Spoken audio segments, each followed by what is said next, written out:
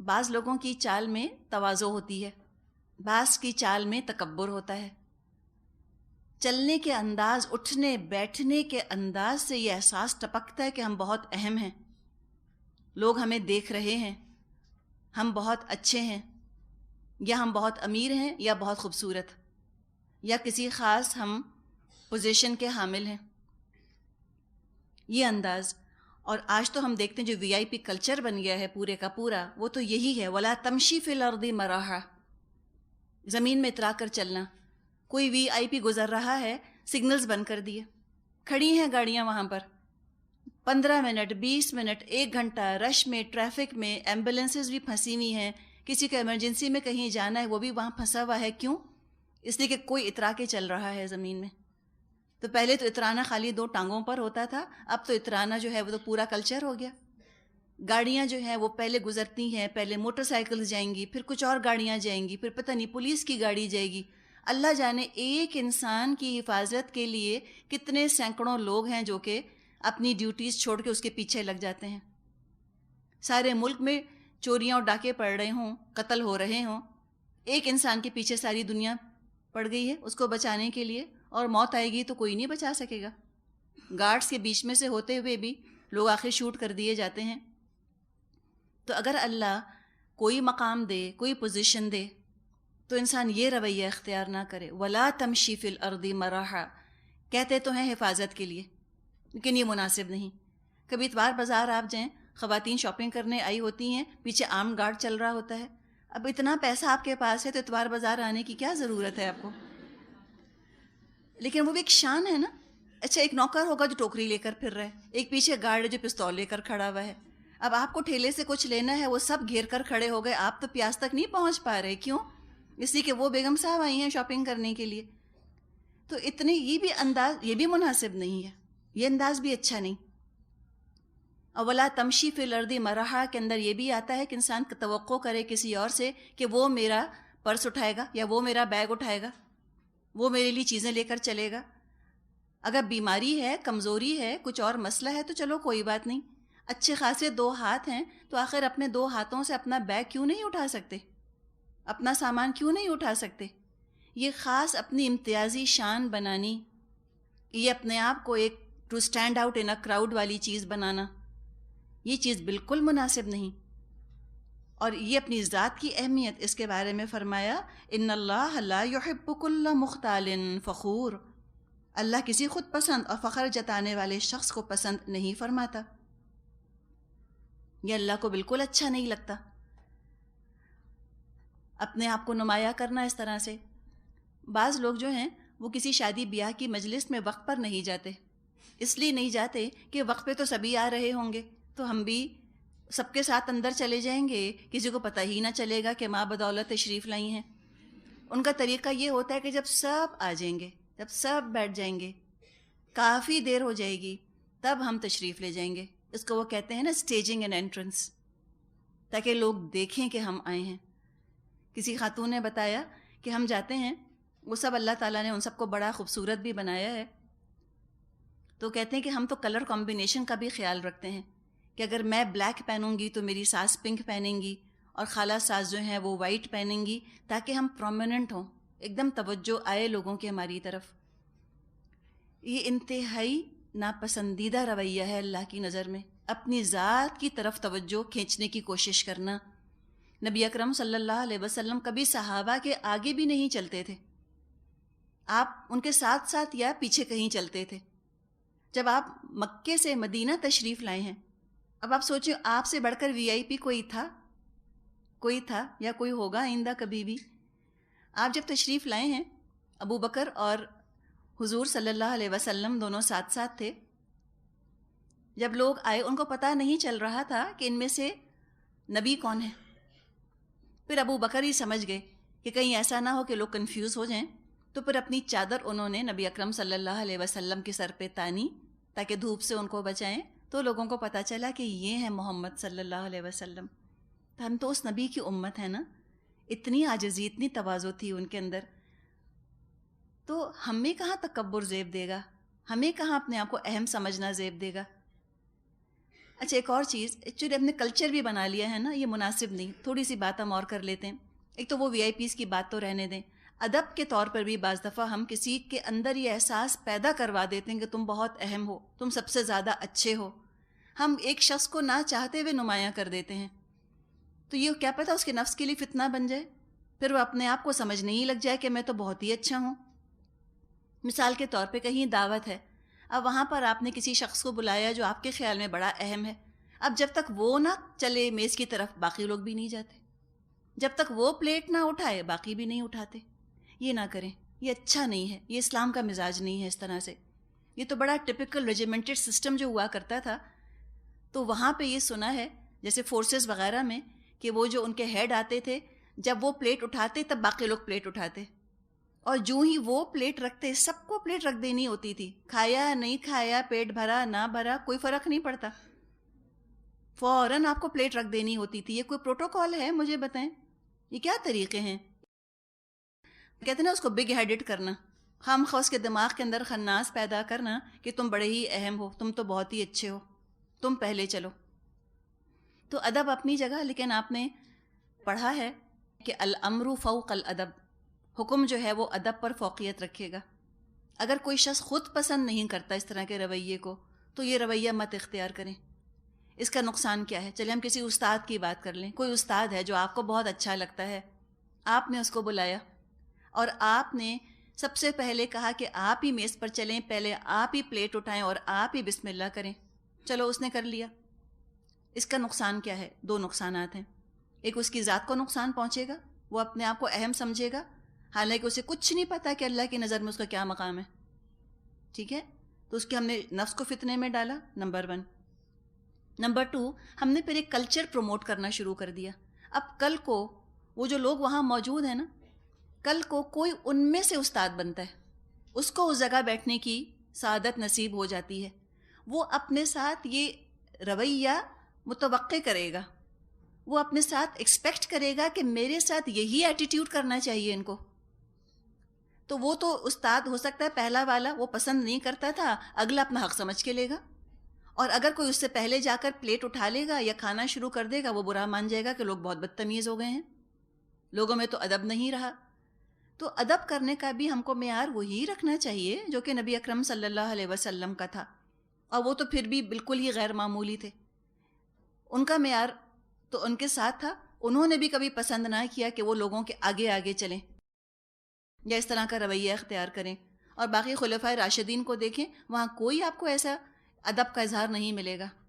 انسان تھے، انسان کے لیول پہ رکھا. ادب جو ہوتا ہے نا وہ دل کے اندر ہوتا ہے، یاد رکھیں.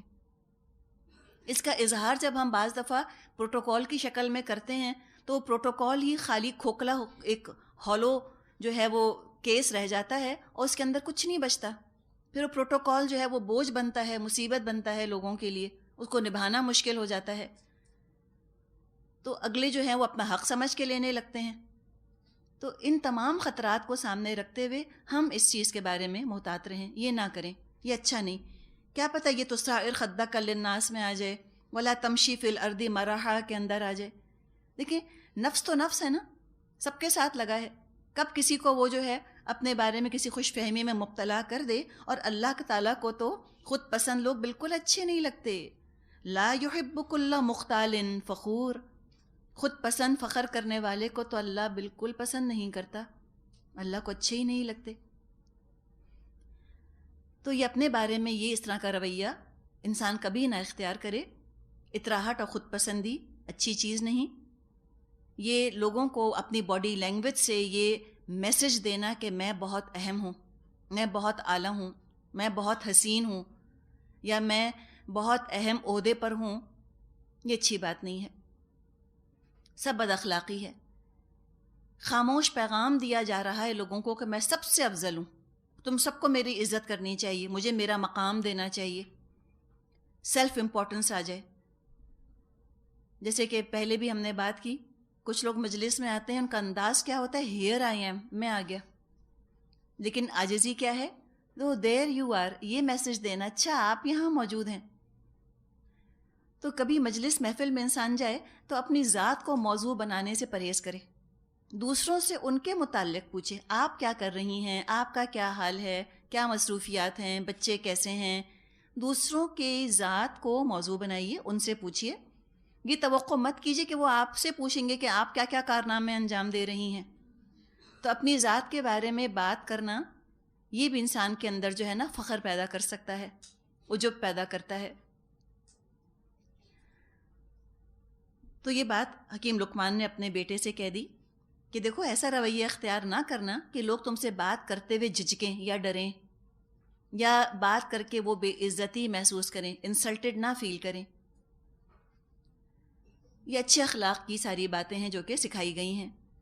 نبی اکرم صلی اللہ علیہ وسلم نے فرمایا قیامت کے دن مومن کے میزان عمل میں سب سے وزنی چیز جو رکھی جائے گی وہ اس کے اچھے اخلاق ہوں گے. ہر انسان کے لیے یہی نصیحت ہے کہ اپنا اخلاق کو اچھا کر لے، اور خاص طور پہ دین کا کام کرنے والے وہ تو افورڈ ہی نہیں کر سکتے کہ وہ متکبر انداز اختیار کریں، وہ تکبر کرنے والے بنیں. تبلیغ کے لیے تکبر زہر کی حیثیت رکھتا ہے، اس لیے کہ اگر استاد میں تکبر ہوگا شاگرد اسی طرح تکبر کا مظاہرہ کریں گے. آپ یہ آزما کے دیکھیں، استاد کی شخصیت کی چھاپ پڑتی ہے نا شاگرد کے اوپر. اگر اس میں اکڑ ہے، فخر ہے، غرور ہے، ایٹیٹیوڈ پرابلم ہے، وہ ایک خاص طرح کا پروٹوکول اپنے لیے ایکسپیکٹ کرتا ہے، تو جو کل کو اس کے شاگرد میں سے کسی کو توفیق مل گئی پڑھانے کی، وہ بھی سارا کچھ اپنا حق سمجھ کے ایکسپیکٹ کریں گے، توقع کریں گے لوگوں سے کہ ان کے ساتھ ایسا ایسا سلوک رکھا جائے. تو ایک سلسلہ چل پڑتا ہے. نام کس کا دیتے ہیں ان تمام چیزوں کو، اس تکبر کو؟ ادب. نام دیتے ہیں ادب کا. ادب کا بھی ہم نے ذکر کیا، ادب دل میں ہوتا ہے، اور ادب پھر اطاعت کے اندر ہے. اگر آپ کے دل میں استاد کا ادب ہے، آپ اطاعت کریں گے، آپ بات مانیں گے. تو یہ خالی خولی تعظیم کے مظاہرے کرنے سے کسی کا ادب نہیں ہو جاتا. جب پلیٹ پہلے پکڑا دی اس کو تو بہت تعظیم کی، جب بات نہ مانی تو پلیٹ کا کیا کرنا ہے بتائیے. ان چیزوں کا انسان احساس رکھے، اور خود تبلیغ کرنے والے کبھی متکبر نہ ہوں، اپنی شان نہ بنائیں، امتیازی شان. کوئی نقلی طریقے سے بولنا نہ شروع کریں، نقلی طریقے سے چلنا نہ شروع کریں کہ لگے کہ ان پہ تو ساری دنیا کی ذمہ داری انہی کے کاندھوں پر ہے، ذمہ داری کے بوجھ تلے دبے ہی چلے جا رہے ہیں، اس قدر پریشان اور فکر مند ہیں، چلنا مشکل ہو رہا ہے. یہ نقلی طریقہ ہے نا. نارمل رہے انسان، لوگوں کی نظروں سے مت جج کریں، اپنی اوقات کو خود پہچانیں کہ ہم کیا ہیں. اور اگر تبلیغ کرنے والے ان اپروچیبل رہیں گے، لوگوں سے دوری اختیار کریں گے، دعوت میں تو اثر پیدا نہیں ہوگا. نبی اکرم صلی اللہ علیہ وسلم کا طریقہ یہ تھا، آپ لوگوں کے درمیان بیٹھے ہوتے تھے، جس بات پر لوگ تعجب کرتے تھے آپ بھی تعجب کا اظہار کرتے تھے، جس بات پر لوگ ہنستے تھے آپ بھی مسکراتے تھے. یہ تو نہ ہوا کہ لوگوں نے کسی بات پر تعجب کا اظہار کیا اور آپ سٹل بیٹھے رہے بالکل، یا لوگ کسی بات پر ہنسے تو ان کو گھورنا شروع کر دیا کہ اس میں کون سے ہنسنے کی بات ہے، بہت سنجیدہ. یہ انداز ہمیں نظر نہیں آتا. لوگ دنیاوی باتیں کرتے تھے آپ بھی سنتے تھے، لوگ جاہلی زمانے کے قصے بیان کرتے تھے آپ سنا کرتے تھے. تو نارمل رہے نا، مجلس میں انسان جائے تو نارمل رہے. ہاں جب قرآن بیان کرتے تھے تو آپ وہی چیز بیان کرتے تھے، لیکن ہر نجی مجلس محفل میں بیٹھ کے تو قرآن بیان نہیں ہوتا. لوگ دنیا کی باتیں کرتے ہیں، بچوں کی، کپڑوں کی، شادی کی، بیاہ کی. حصہ لیں اس کے اندر، نارمل بات چیت کریں ان کے ساتھ. تو لہٰذا یہ بات انہوں نے اپنے بچے کو بتا دی. مختال جو لفظ ہے خیل سے بنا ہے. خیل گھوڑے کو کہتے ہیں. گھوڑے کے چلنے میں خاص تمکنت ہوتی ہے، خاص انداز ہوتا ہے. تو مختال یعنی سیلف اوپینینیٹڈ، ایسے لوگ جو اپنے بارے میں بہت سوچتے ہیں، خود پسند. زندگی میں 3 ہی ہستیاں ان کے ہاں بہت اہم ہوتی ہیں، آئی، می اینڈ مائی سیلف. میں کیسا لگتا ہوں، میرے بارے میں لوگ کیا سوچتے ہیں، اپنے آپ کو بہترین نمونہ بنا کر پیش کرتے ہیں دوسروں کے سامنے. جب بات کریں گے لوگوں کو اپنے بارے میں معلومات فراہم کرنا اپنا فرض سمجھتے ہیں. ان کو بتا تو دوں کہ میں نے کیا کھایا تھا، کیا پہنا تھا، اور ہر رشتے میں اپنے آپ کو رول ماڈل بنا کر بھی پیش کرتے ہیں. کہ تم کو یہ سیکھنا ہے کہ اچھی بہو کیسی ہوتی ہے تو مجھے دیکھ لو، اچھی ماں کیسی ہوتی میں بتاتی ہوں. میں نے بچے کیسے پالے، بڑی ہی مشکل سے پالے، بڑی محنت کی بچوں کے پیچھے، ہر وقت اپنے گن گانا. اچھی بیوی کیسی ہوتی ہے تو خود کو نمونہ بنا کر پیش کرنا کہ دیکھو مجھ سے آ کر سیکھو. سسرال کو کیسے ڈیل کیا جاتا ہے تو بتانا کہ میں کتنی اچھی ہوں. اور دیکھیں جو مختال ہوگا، جو خود پسند ہوگا، اپنے آپ کو نمایاں کیسے کرے گا، اپنی اچھائی کیسے بیان کرے گا؟ کر نہیں سکتا جب تک دوسروں کی برائی نہ کرے، تبھی تو نمایاں کرے گا. اگر سبھی اچھے ہیں تو پھر ایک انسان کیسے نمایاں ہوگا؟ سب برے ہوں گے تو ایک اچھا نمایاں ہوگا. تو دوسروں کو برا بنانا ان کی مجبوری بن جاتی ہے. ان کو بتانا ہوتا ہے کہ میری سسرال کتنی بری تھی جو میں نے نبھایا ان کو، اور یہ میرے میاں یہ جو آپ کو لگ رہے ہیں یہ ایسے تھوڑی تھے، بڑا میں نے ٹھیک کیا ہے ان کو. آج تک کسی شوہر کی مجال نہ ہوئی کہنے کی کہ یہ جو نظر آ رہی ہیں نا یہ کیا ٹیڑھی تھی، میں نے ٹھیک کیا ہے. کیا تو دیکھیں ذرا، گھر تو چلیں پھر. لیکن بیویاں عام کہہ دیتی ہیں یہ تو میں نے ٹھیک کیا ہے ان کو. بچے کتنے ڈیفیکلٹ تھے، میں نے ٹھیک کیا ہے ان کو. یہ نوکر جو آئی ہے کچھ بھی نہ آتا تھا، میں نے سکھایا ہے اس کو. ہر چیز کی ذمہ داری اپنے اوپر، ہر اچھائی اپنی ذات میں نظر آتی ہے، اور دوسروں کو ڈیگریڈ کرتے رہتے ہیں، کم سے کم کرتے رہتے ہیں. ایک جگہ ہم کہیں گئے تو ان کی بہو اچھی سی تھی، تو ان کی بہو کی تعریف کی تو ساس نے کہا کہ ہاں میں ٹرین کر رہی ہوں اس کو. ایسا لگا جیسے کوئی مائی آئی ہے کہیں سے. اب وہ جو سنے گی تو کیا اس کو اچھا لگے گا؟ تو ہر چیز کا کریڈٹ خود لینا کہ یہ اچھی بھی لگ رہی ہے آج آپ کو تو میری وجہ سے، میں نے اس کو سکھایا ہے، میں ٹرین کر رہی ہوں. آج کل جیسے جانور کو سدھایا جاتا ہے، ڈومیسٹیکیٹ، تو یہ طریقہ یہ ہے دراصل مختال، یہ ہے دراصل فخور. اپنی تعریف خود بھی بہت کرتے ہیں اور دوسروں کو بھی موقع دیتے ہیں کہ ان کی تعریف کریں. جب کوئی تعریف نہیں کرے گا تو خود ہی پوچھ لیں گے میں کیسی لگ رہی ہوں، تاکہ کوئی تو بولے کہ آپ اچھی لگ رہی ہیں. یا دوسروں کو کوٹ ہی کرتے رہتے ہیں کہ بھئی دوسرے کہتے ہیں کہ آپ بہت سمارٹ ہیں، بھئی لوگ کہتے ہیں آپ بہت ہی ینگ لگتی ہیں، لوگ کہتے ہیں کہ آپ نے بہت ہی اچھے بچے پالے، ہمیں بتائیں کہ آپ نے کیسے اچھے بچے پالے. اور یہ بھی طریقہ ان کا ہوتا ہے کہ کہتے ہیں کہ بھئی جو عادتیں ہیں جو دوسروں کو بہت اچھی لگتی ہیں، ان عادتوں کو ایسے پریٹینڈ کرتے ہیں کہ یہ عادت کیا، یہ اچھی عادت، یہ تو میرے خیال میں بری عادت ہے. تو سوچو کہ جب تمہاری اچھی عادت میرے لیے بری ہے تو میری اچھی عادت کتنی اچھی ہوگی. مثال کے طور پہ کہیں گے اتنی میری بری عادت ہے، اتنی میری بری عادت ہے، میں تو پریشان ہوں اپنی برائی سے. اچھا بھئی کیا ہوا؟ جب تک پورا گھر چمک نہ جائے مجھ کو چین ہی نہیں آتا. یہ برائی ہے؟ آپ کہیں ہے ہم تو تمنا میں ہی رہتے ہیں کہ ہمارا گھر کبھی چمکتا ہو، کوشش کرتے ہیں لیکن پھر بھی نہیں چمک کے دیتا. یہ تو ان کی برائی ہے کہ جب تک گھر چمکتا نہ ہو ان کو چین نہیں آتا، تو پھر چین ان کو جب اصل آتا ہوگا تو کتنے بڑے بڑے کارنامے انجام دیتی ہوں گی. یہ انداز. اور بس اتنی میری برائی ہے، میں تو اتنی پریشان ہوں، کیا ہوا؟ کسی کا دکھ دیکھ ہی نہیں سکتی. یہ انداز. یہ بھی کیا ہے؟ یہ بھی مختال ہے، یہ بھی مختال ہے. یہ خود پسندی کی باتیں، یہ سب فخر کے اندر جاتا ہے. کیا طریقہ ہوا یہ بات کرنے کا؟ تو یہ چیز انسان یہ نہ کرے. اترانا اللہ کو اچھا نہیں لگتا، بالکل. اللہ اترانے والوں کو پسند نہیں کرتا. اپنی حسن کا دیوانہ بنا پھرتا ہوں، اون بگیسٹ فین. اور دوسروں کو بھی موقع دینا کہ تم بھی آ کے میری تعریف کرو. اور کوئی اگر تعریف نہ کرے کسی کام پر تو ناراض ہو جاتے ہیں، بہت ہی زیادہ تعریف چاہتے ہیں. فردن فردن ایک ایک شخص جب تک ان کی تعریف نہ کر لے ان کو اچھا نہیں لگتا. تو یہ کیریکٹر بلڈنگ والی چیزیں ہیں جو کہ سکھائی جا رہی ہیں. تعمیر کردار ہے، تعمیر شخصیت ہے. خوشنما شخصیت بنانا چاہتے ہو تو ان چیزوں سے پرہیز کرو. تو یہ بھی ہم اپنے بچوں کو سکھائیں. یہ جو مختال فخور والی چیز ہے، پھر اپنا بچپن یاد آتا ہے انسان کو. مائیں ایک زمانے میں اتنی محتاط ہوتی تھیں، ذرا اپنی بیٹیوں میں وہ ذرا بھی کوئی رویہ دیکھتیں فوراً ڈانٹ پڑتی تھی، اتراؤ مت. ذرا دیکھا کہ بیٹی اس طرح چل رہی ہے یا نیوں نیوں اس نے سر اپنا ہلایا، ایک ڈانٹ آتی تھی کہ اتراؤ مت، کیا اترا رہی ہو. فوراً یہ ہوتا تھا. آج تو پروموٹ کرتی ہیں مائیں اترانے کو. آج نام جو دے دیا، یہ تو نام بھی بڑی چیز ہے نا، ٹرمینالوجی بڑی چیز ہے. جو پہلے چیز اترانا ہوتی تھی اس کو آج سٹائل کہہ دیا. تو مائیں تو کہتی ہیں کہ بھائی اسٹائل ہونا چاہیے. تو یہ اسٹائل کیا ہے؟ یہ صرف اترانا ہے اور کچھ بھی نہیں. تو اس طرح بچوں کو مت انکریج کریں کہ وہ اس طرح اسٹائل کے اندر رہیں. یہ اترانے کے اندر چیزیں جاتی ہیں.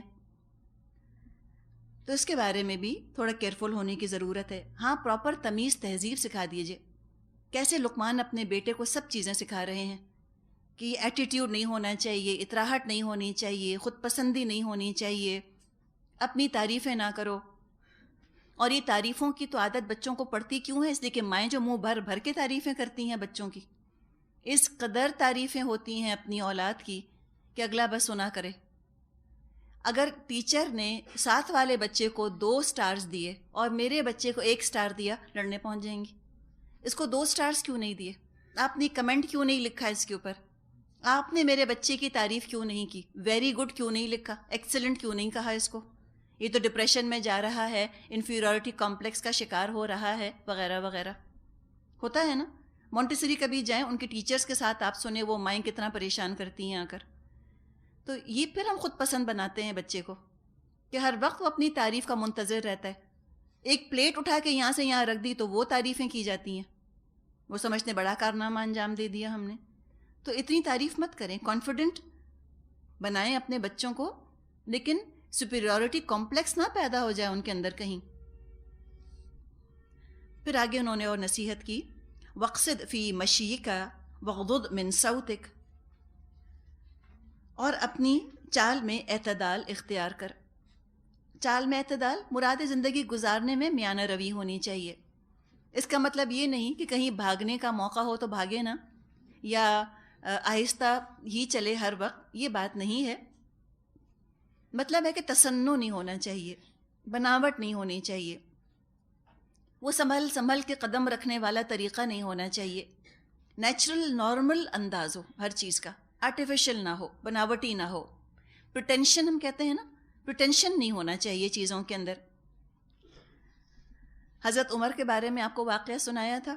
ایک دفعہ ایک شخص کو انہوں نے دیکھا سر جھکائے جا رہا ہے، فرمایا کہ سر اٹھا کر چل، اسلام بیمار نہیں ہے. ایک اور ایک شخص کو دیکھا حضرت عائشہ رضی اللہ عنہا نے کہ بہت ہی مریل چال چل رہے ہیں، بہت ہی آہستہ پھونک پھونک کے قدم رکھ رہے ہیں. پوچھا یہ کون ہے؟ لوگوں نے کہا یہ قراء ہیں، یعنی بڑا اچھا قرآن پڑھتے ہیں، بڑے عالم ہیں قرآن کے. تو عائشہ رضی اللہ عنہا نے فرمایا کہ عمر تو سید القراء تھے، وہ تو ان کے بھی سردار تھے، لیکن حال یہ تھا جب چلتے تو زور سے چلتے تھے، اور بولتے تو قوت سے بولتے تھے، اور جب پیٹتے تو خوب پیٹتے تھے. تو مراد یہ ہے کہ بلا وجہ پریٹینڈ نہ کرو. Don't try to be something. Normal انداز اپنا چلنے پھرنے کا رکھنا چاہیے. وقصد فی مشیک، اقتصاد برتو. اور اس میں پوری زندگی کا ایک سمجھیں کہ عکس بھی چھلک رہا ہے. ہر کام کے اندر اعتدال ہونا چاہیے. اور وغضض من صوتک، اپنی آواز کو ذرا پست رکھ. ان انکر الاصوات لصوت الحمیر، سب آوازوں میں زیادہ بری آواز گدھوں کی آواز ہوتی ہے. اتنا شدید ناپسند کیا ہے قرآن نے بلند آواز سے بولنے کو. اور اتنا افسوس ہے اس بات پر کہ ہم مسلمان بہت لاؤڈ ہیں. عام طور پہ لوگ آپ دیکھیں دوسرے ملکوں میں اگر آپ جائیں وہ بہت آہستہ بات کرتے ہیں. ہم اتنا چیخ کے بات کرتے ہیں، ہمیں احساس ہی نہیں ہوتا کہ ہم کتنا گلا پھاڑ رہے ہیں اس وقت، ہم کتنے بدنما لگ رہے ہیں، ہم کتنا شور مچا رہے ہیں. قرآن کی یہ نصیحت ہے کہ وغضض من صوتک، اپنی آواز پست کر. شخصیت بدنما ہو جاتی ہے چیخنے چنگھاڑنے والوں کی، جو چیخ چیخ کے ہنستے ہیں، چیخ چیخ کے بولتے ہیں.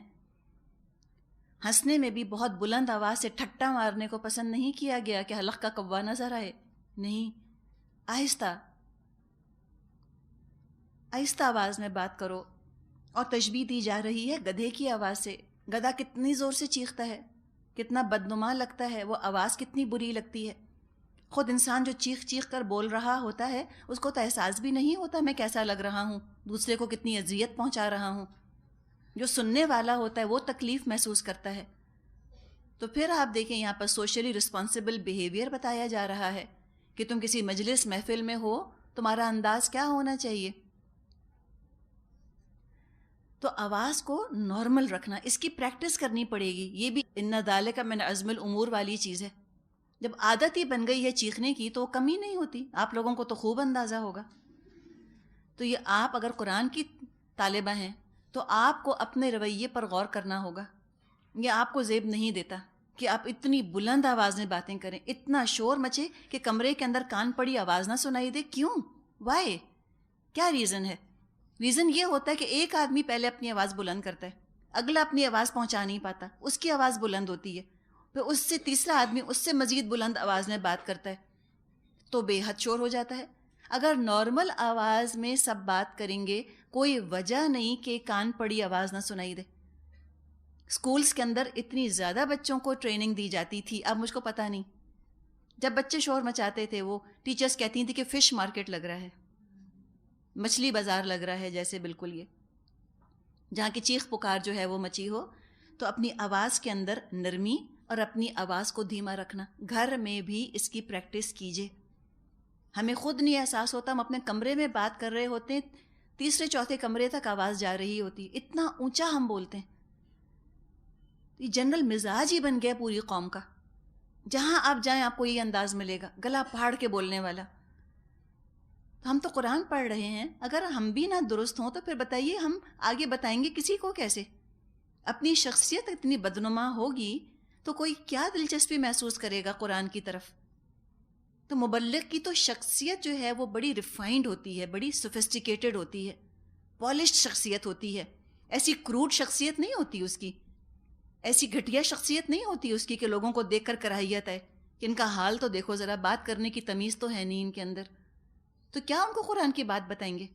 وہ کہیں گے آپ کون سی ٹھیک ہو گئیں قرآن پڑھ کے، آپ کو تو بات کرنی ہی نہیں آئی. دکان پر جائیں، اپنی آواز کا خیال رکھیں. کوئی اور بات کر رہا ہے اس کی بات کاٹ کے اپنی بات مت شروع کریں بیچ میں. بے صبری بھی تو اتنی ہے نا ہم لوگوں کے اندر، کسی کی بات نہیں پوری ہونے دیتے. دکاندار جو ہے وہ ایک گاہک سے بات کر رہا ہے، اس کی بات کاٹ کے چھوڑیں مجھے دکھائیں سب سے پہلے. اور اگر آپ حجاب پہن کر، عبایا پہن کر کھڑی ہیں تو آپ کتنا برا امپریشن ڈال رہی ہیں وہاں لوگوں کے اوپر. لوگ کہیں گے ان کو تو ایٹیکیٹس نہیں، تمیز نہیں. صبر کر لیں، بازار آئی ہیں نا تو جہاں پہ 1 گھنٹہ لگا چلو وہاں 1.5 لگ گیا، اس کی بات مکمل ہونے دیں. بات مت کاٹیں کسی کی، پھر توجہ اپنی طرف کر کے پھر بات کیجیے. اب اس میں بھی جو کہ وغضض من صوتک کی بات ہے، عام نارمل بول چال کی بات کی جا رہی ہے. یا اگر کبھی کوئی جھگڑا ہو جائے، اس میں صرف اپنے آواز کی زور پہ چپ کرانا کسی کو، اس کی ممانعت ہے جو کہ یہاں پر محسوس ہوتی ہے. بعض دفعہ کیا ہوتا ہے کہ دلیل سے جو بات ثابت نہیں کر پا رہے ہوتے، جہاں دلیل میں ہلکے ہو رہے ہوتے ہیں وہاں آواز کو تیز کر کے بحث جیتنے کی کوشش کرتے ہیں آواز کے زور پر. غصہ آتا ہے، آواز اونچی سے اونچی ہوتی چلی جاتی ہے.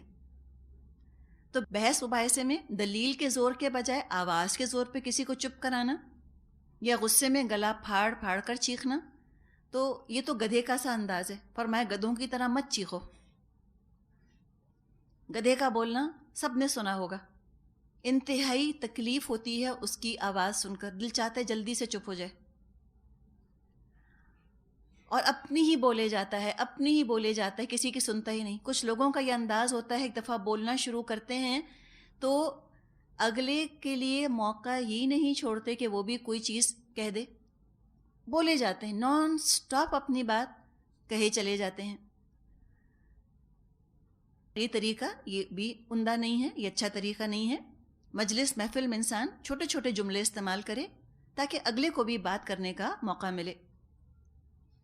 اور جو گدھے کی آواز میں چیز ہوتی ہے وہ ہوتا ہے بے تاثر آواز، ہے نا، مونوٹنس آواز ہوتی ہے، کوئی اتار چڑھاؤ نہیں ہوتا. تو اتار چڑھاؤ ہونا چاہیے انسان کی آواز کے اندر. یہ چیز گفتگو کو مؤثر بناتی ہے، افیکٹو بناتی ہے. تو فرمایا کہ اپنی آواز کو پست رکھ. سب سے بری آواز جو ہے وہ تو گدھے کی آواز ہوتی ہے، جو کتنا زور سے وہ گلا پھاڑ کر چیختا ہے. اب اگر کبھی ضرورت پڑ جائے، کوئی دور ہے، آواز دینی پڑے، تو ظاہر ہے آپ کو تو اونچا بولنا ہوگا. یا مثال کے طور پہ مائک نہیں ہے یا آپ کو لوگوں تک اپنی بات پہنچانی ہے، تو پھر اونچی آواز میں بات کرنی ہوگی، یعنی مطلقاً اونچی آواز استعمال کرنے سے منع نہیں کیا. بتایا کیا جا رہا ہے کہ مناسب موقع پر مناسب آواز کو استعمال کرو. جہاں ضرورت نہیں ہے اتنا چیخنے کی وہاں کیوں